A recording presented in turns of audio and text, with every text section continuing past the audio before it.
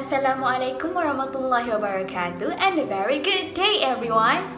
Hi, I'm Sharifah Alya binti Syed Azahar from Sekolah Menengah Sains Batu Pahat. I feel delighted to share my book review entitled Looking for Alaska by John Green. The only way out of the labyrinth of suffering is to forgive. A powerful quote from the book author himself, John Green. A quote that drives the story from an entangled teenage life which later intertwined to a broader perspective that ends with acceptance and forgiveness.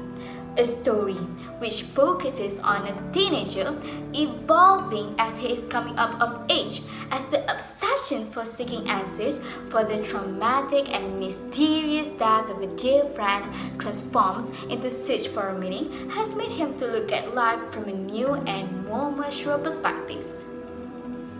Miles Halter, who is also known as Pudge, a teenage boy who obsessed with last words, leaves his high school in Florida to attend Culver Creek Preparatory High School in Alabama for his junior year. There, he made friends with Chick the Colonel Martin, a hip-hop MC Takumi Hikohito, and Alaska Young, a beautiful but emotionally unstable girl. On his first night at Culver Creek, Pudge is kidnapped and thrown into a lake by weekday warriors, a group of rich schoolmates who blame the colonel and his friends for the expulsion of their friend Paul. This created tension between Pudge's friends and the weekday warriors. Being at the disadvantaged side of the community, this incident leads them to being expelled from school. However, Alaska later managed to save herself and her friends from being expelled. Time spent together has made Pudge learn about his friends better every day. One day, Alaska receives a mysterious phone call that causes her to be hysterical and insists that she has to leave. Later, the Colonel and Pudge learn that Alaska was driving under alcohol influence and died.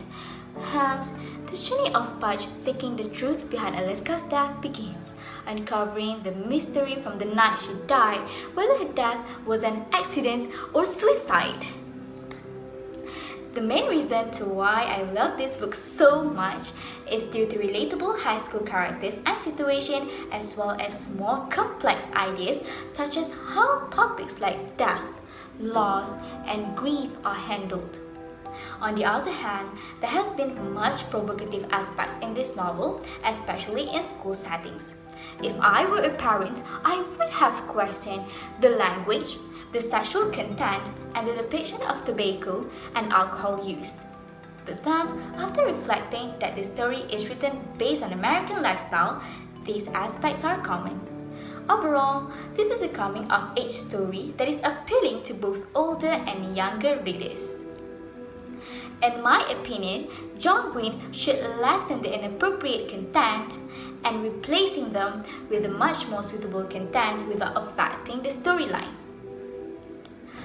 For example, first, he could reduce the usage of offensive language and make the characters talking in a more appropriate manner which is much suitable for young readers.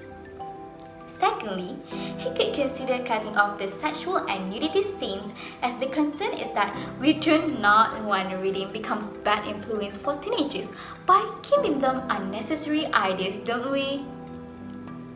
In a nutshell, Looking for Alaska, despite some drawbacks, it's definitely my all-time favorite teen novel.